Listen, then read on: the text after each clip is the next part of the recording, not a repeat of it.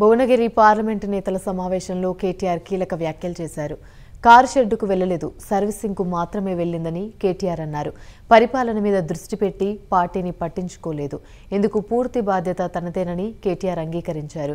Party సంస్థాగత నిర్మాణం సరిగ్గా జరగలేదని కేటీఆర్ ఒప్పుకున్నారు.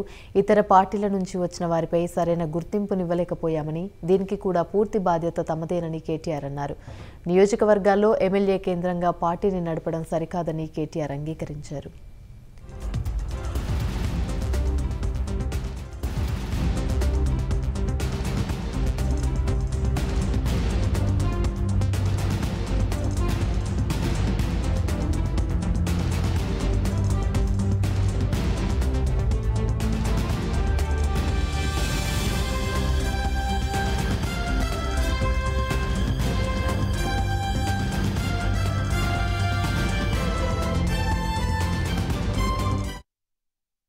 ప్రభుత్వానికి పథకాలకు నడుమ కార్యకర్త లేకుండా నేరుగా లబ్ధిదారులకే చేరడం వల్ల ఓటరుకు లింకు తెగిందని కేటీఆర్ విశ్లేషించారు.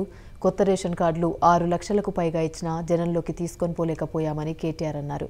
దళిత బంధు కొందరికి రావడంతో మిగతా వారు ఓపిక పట్టలేక అసహనంతో పార్టీకి వ్యతిరేకమయ్యారని కేటీఆర్ వివరించారు. ఇతర కులాల్లో కూడా వ్యతిరేకత వచ్చిందని కేటీఆర్ తెలిపారు. రైతు బంధు తీసుకున్న సామాన్య రైతు కూడా ఎక్కువ ఎకరాలున్న భూస్వామికిస్తే ఒప్పుకోలేదని కేటీఆర్ తెలిపారు.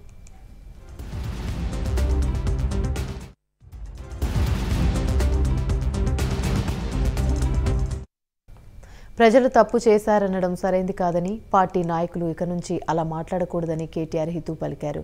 2 సార్లు మనల్ని గెలిపించింది కూడా మన ప్రజలే అని కేటీఆర్ గుర్తు చేశారు. ప్రతిరోజు సమీక్షా సమావేశాల సారాంశాన్ని ఏ రోజుకా రోజు కేసీఆర్కు నివేదిస్తున్నామని కేటీఆర్ పార్టీ క్యాడర్కి చెప్పారు.